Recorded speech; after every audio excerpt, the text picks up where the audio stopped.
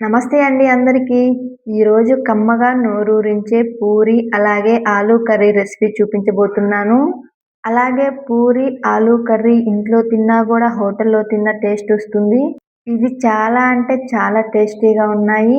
Balloons లాగా పొంగే పూరీలు, అందులోకి కాంబినేషన్‌గా ఆలూ కర్రీ చేసుకొని బ్రేక్‌ఫాస్ట్‌గా, స్నాక్స్‌గా, లంచ్, డిన్నర్ ఇలా ఎప్పుడు తినిపిస్తే అప్పుడు చిటికెలో చేసుకొని తినేయొచ్చు. పూరీలు బాగా పొంగుతూ నూనె అస్సలు పీల్చకుండా ఉండేదానికి మీకోసం కొన్ని చిట్కాలు షేర్ చేసుకోబోతున్నాను. కర్రీని గూని చాలా సింపుల్‌గా చేసుకుందాము. ఇప్పుడు ప్రాసెస్‌లోకి వచ్చేద్దాం. ఇప్పుడు బౌల్ తీసుకొని అందులో పావు కిలో వరకు గోధుమ పిండి తీసుకొని, అందులో ఒక స్పూన్ సాల్ట్ వేసి ఇలా బాగా కలపండి. తరువాత ఒక స్పూన్ ఆయిల్ వేసుకొని, ఈ ఆయిల్ మొత్తం పిండికి పట్టే విధంగా ఈ విధంగా కలపండి. ఇప్పుడు కొద్ది కొద్దిగా నీరు పోసుకుంటూ పిండిని ఈ విధంగా బాగా కలిపి వేళ్ళతో బాగా కలపండి.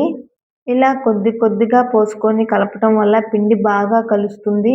ఒకేసారి నీళ్లు పోసేస్తే పిండి చార్ అవే అవకాశాలు ఎక్కువగా ఉన్నాయి కాబట్టి కొద్ది కొద్దిగా నీరు పోసుకుంటూ నిదానంగా కలుపుకుందాము. ఇలా కలుపుకున్న తర్వాత ఈ పిండిని ఒక హాఫ్ అన్ అవర్ పాటు నానపెట్టుకొని పక్కన పెడదాం. ఇప్పుడు ఆలూ కర్రీ ఎలా తయారు చేయాలో చూద్దాం.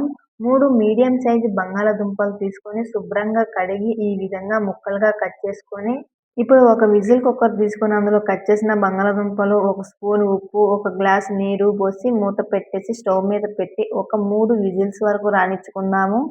ఇంతలో 3 టమోటాలు, ఒక ఉల్లిపాయ, 4 పచ్చిమిర్చి తీసుకొని వీటన్నిటిని ఈ విధంగా అన్నిటిని ఇలా కట్ చేసుకుందాము.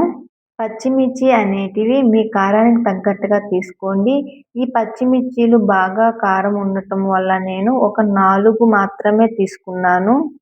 ఇలా ఈ వెజిటేబుల్స్ అన్నీ కట్ చేసే లోపల మన బంగాళదుంపలు బాగా ఉడికిపోయి ఉంటాయి. వాటిని తొక్కు తీసేసి ఇలా మెదిపి పెట్టుకుందాము. ఇప్పుడు వేరొక కడాయి పెట్టుకొని అందులో ఆవాలు, జీలకర్ర, కరివేపాకు, కట్ చేసిన ఉల్లిపాయ ముక్కలు వేసుకొని ఈ విధంగా ఒక్కసారి కలుపుకుందాము. ఇలా 1 నిమిషం తర్వాత కట్ చేసిన పచ్చిమిర్చి, అలాగే టమోటా ముక్కలు వేసి ఒకసారి అంతా బాగా కలిసే విధంగా ఇలా కలుపుకుందాం. ఇప్పుడు ఇందులోనే ఒక స్పూన్ ఉప్పు, హాఫ్ టీ స్పూన్ పసుపు వేసి మరొకసారి అంతా కలిసే విధంగా కలుపుకొని మూత పెట్టి ఒక 5 నిమిషాల పాటు ఉడికించుకుందాము. 5 నిమిషాల తర్వాత చూస్తే చూడండి టమోటా ముక్కలు ఎంత బాగా మగ్గిపోయి ఉన్నాయో. ఇప్పుడు ఉడికించిన బంగాళాదుంపలను ఈ విధంగా అన్నిటిని వేసుకుందాము. ఇలా అంతా వేసిన తర్వాత మరొకసారి ఈ కూరని ఈ విధంగా అంతా కలిసే విధంగా ఒకసారి కలుపుకుందాము. ఇప్పుడు ఒక కప్పు తీసుకొని అందులో 2 స్పూన్ల శనగపిండి వేసి వాటర్‌లో ఈ విధంగా ఉండలేమి లేకుండా కలిపి పోయండి. తర్వాత అదే కప్పుతో ఇంకాస్త వాటర్ పోసి ఒకసారి ఈ విధంగా కలపండి. ఇలా ఒక 2, 3 నిమిషాలు ఉడికిస్తే మనకి ఆలూ కర్రీ రెడీ అయిపోతుంది.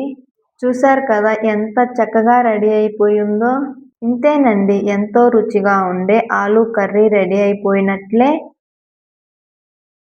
ఇప్పుడు ముందుగా మనం కలిపి పెట్టిన గోధుమ పిండి ఈ విధంగా నానిపోయి ఉంటుంది. ఇప్పుడు చపాతీలు రుద్దే చెక్కను తీసుకొని కొద్దిగా గోధుమ పిండిని తీసుకొని నూనె అద్ది ఇలా రుద్దండి.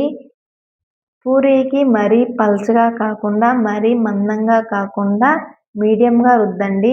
పల్చగా రుద్దటం వల్ల పూరీలనేది బాగా పొంగవు. ఇప్పుడు ఒక కడాయి పెట్టుకొని కడాయిలో నూనె వేసి నూనె బాగా వేడయ్యాక మనం ముందుగా రుద్ది పెట్టుకున్న పూరీ వేసి ఈ విధంగా నొక్కుతూ ఉండండి. ఇలా నొక్కుతూ ఉండడం వల్ల పూరీలనేటివి బాగా పొంగుతాయి. ఇలా అన్నిటినీ ఇలాగే కాల్చుకొని తీసేసుకోవాలి. పూరీ వేసేటప్పుడు నూనె బాగా కాగి ఉండేలా చూసుకోండి.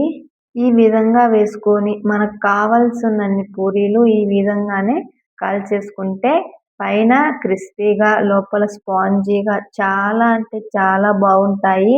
చూసారు కదా ఎంత సింపుల్‌గా పూరీ అలాగే ఆలూ కర్రీ చేసుకున్నామో. ఇదే విధంగా మీ ఇంట్లో చేసి పెట్టి మీకెలా వచ్చాయని కూడా కామెంట్ చేయండి. ఈ వీడియో మీకు నచ్చినట్లయితే లైక్, షేర్ అండ్ సబ్స్క్రైబ్ చేయండి. మరి మీకేం వంటలు కావాలో కామెంట్‌లో చెప్పడం మర్చిపోవద్దు. Okay. Thank you. Thank you for watching.